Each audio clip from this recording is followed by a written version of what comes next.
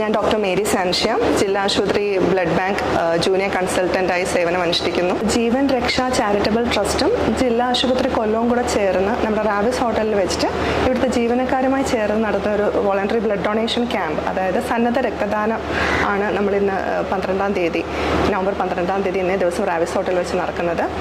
നമ്മുടെ voluntary blood donation ക്യാമ്പിൻ്റെ importance എല്ലാവർക്കും അറിയാവുന്ന ഒരു കാര്യമാണ്.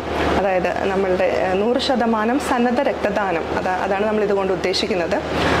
അപ്പോൾ ഈ ഒരു റാവിസ് ഹോട്ടലിൽ ഏകദേശം 200 ജീവനക്കാരുണ്ടെന്നാണ് നമുക്ക് അറിവ് കിട്ടിയത്. അപ്പം ഈ ഒരു 200 ജീവനക്കാരും നമ്മളുടെ ഇന്നത്തെ ഒരു ദിവസം സന്നദ്ധ രക്തദാനത്തിനായി മുന്നോട്ട് വന്നിട്ടുണ്ട്.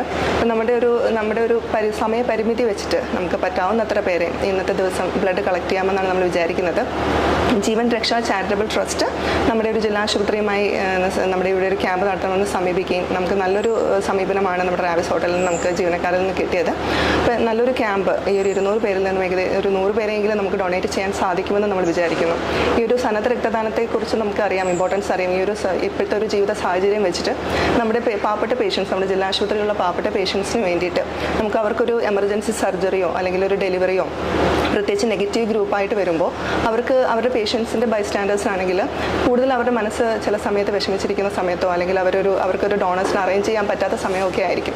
നമ്മൾ ചിലപ്പോൾ നെഗറ്റീവ് ഗ്രൂപ്പ് ആണെങ്കിലും AB പോസിറ്റീവ് മുതലായ ഗ്രൂപ്പുകളാണെങ്കിലും അവർക്ക് ഡോണേഴ്സിന് അറേഞ്ച് ചെയ്യാൻ പറയുമ്പോൾ അവരതിന് വേണ്ടിയിട്ട് കിടന്ന് ഓടുന്ന ഒരു ബുദ്ധിമുട്ട് നമ്മൾ എപ്പോഴും കാണുന്നതാണ്. അതുകൊണ്ടാണ് നമ്മൾ ഈ ഒരു നിരന്തരമായി വോളണ്ടറി ബ്ലഡ് ഡൊണേഷൻ ക്യാമ്പ്സ് ജില്ലാ ആശുപത്രി ബ്ലഡ് ബാങ്ക് നടത്തുന്നത്.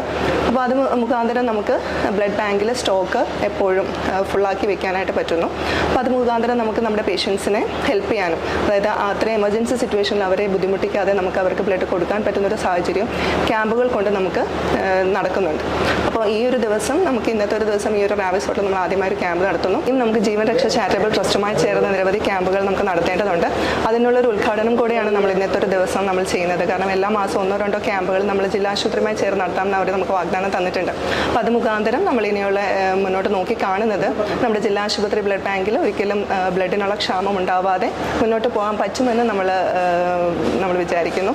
നല്ലൊരു ക്യാമ്പ് ഇന്ന് നമ്മൾ പ്രതീക്ഷിക്കുന്നു.